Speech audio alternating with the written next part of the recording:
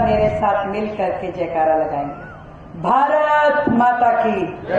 भारत माता की, वंदे वंदे वंदे। आज जिस शख्सियत की मूर्ति के सामने हम सब लोग बैठे हैं, जिन्हें श्रद्धांजलि देने के लिए आज हम यहाँ आए हैं, हमारे बीच में केंद्रीय मंत्री आदरणीय धर्मेंद्र प्रधान जी की उपस्थिति है। हमारे आदरणीय सांसदगण यहाँ पर हैं, हमारे विधानसभा अध्यक्ष जी यहाँ पर हैं, आदरणीय मंत्री यहाँ हैं, भारतीय जनता पार्टी दिल्ली प्रदेश के आदरणीय प्रदेश अध्यक्ष जी, हमारे महामंत्री जी और आप सभी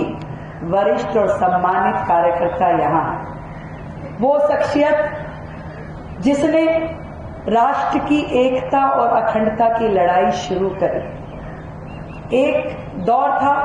जब भारत को स्वतंत्र कराने के लिए लाखों स्वतंत्रता सेनानियों ने प्राण गंवाए और जीवन का संघर्ष किया, और उसके बाद जब भारत आजाद भी हो गया, उसके बाद भी जो देश की अखंडता की लड़ाई लड़नी पड़ी, उसके यदि कोई परोधा थे तो वो आदरणीय श्यामा प्रसाद मुखर्जी जी, जिन्होंने सिंह गर्जना में जब कहा कि एक देश में एक विधान एक संविधान ही होगा, दो विधान दो संविधान नहीं चलेंगे, जिन्होंने ये जयकारा दिया कि ये कश्मीर हमारा है, और तत्कालिक सरकारों ने कभी इस और ध्यान नहीं दिया। तत्कालिक सरकारों ने हमेशा देश को बांटने के लिए काम किया, कभी पाकिस्तान और बांग्लादेश कर दिया, कभी कश्मीर को हमसे अलग कर दिया। उनकी सोच में, उनकी नियति में केवल अपना शासन सेफ रहे, देश उनके लिए कभी प्रायोरिटी था ही नहीं। आदरणीय श्यामा प्रसाद मुखर्जी जी जो स्वतंत्र भारत की सरकार में मंत्री थे, केवल मात्र इस कारण से कि वो सरकार कभी भी देश की प्रगति के लिए, देश की एकता के लिए सोचती ही नहीं थी, मात्र इस कारण से उन्होंने उस सरकार से मंत्री पद से इस्तीफा दिया। आप सोचिए कितना बड़ा बलिदान था। पद प्रतिष्ठा को छोड़ करके देश की एकता के लिए बलिदान देने वाले आदरणीय श्यामा प्रसाद मुखर्जी जी थे, जिन्होंने धारा 370 का विरोध किया, कहा कि भारत का अभिन्न अंग है कश्मीर, उसको इस तरीके से अलग थलग नहीं किया जा सकता। और जब कश्मीर में परमिट लेके जाया जाता था, ऐसे समय में श्यामा प्रसाद जी बिना परमिट के वहां गए, आंदोलन किया, तिरंगा फहराया और पूरे देश को यह संदेश दिया कि कश्मीर हमारा है और वो सारे का सारा है। गिरफ्तार हुए, जेल गए, और जो कथा अभी प्रदेश अध्यक्ष जी ने बताई कि मां ने पत्र लिखा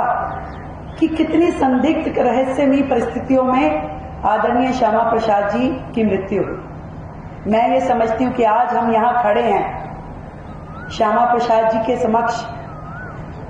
आज सही मायने में वर्षों बाद जो इस पुण्य आत्मा को श्रद्धांजलि दी गई,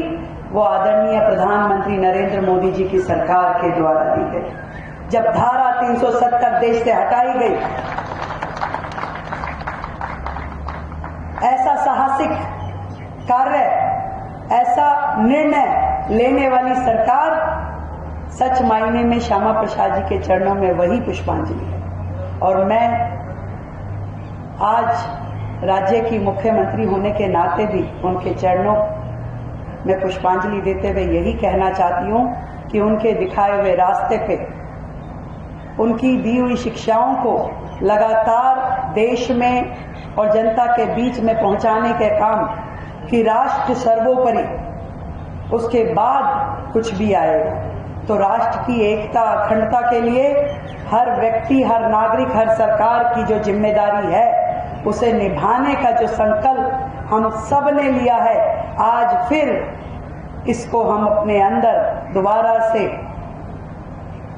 संकल्प लेते हैं कि हम हमेशा राष्ट्र की एकता और अखंडता के लिए जिएंगे और राष्ट्र की एकता और अखंडता के लिए ही प्राण निछावर करेंगे। आदरणीय प्रधानमंत्री जी को, केंद्र सरकार को और आप सभी को साधुवाद देते हुए इस पुण्य आत्मा के चरणों में फिर से पुष्पांजलि अर्पित करती हूँ कि आप हमेशा अमर रहें और देश की जनता के दिलों में रहें।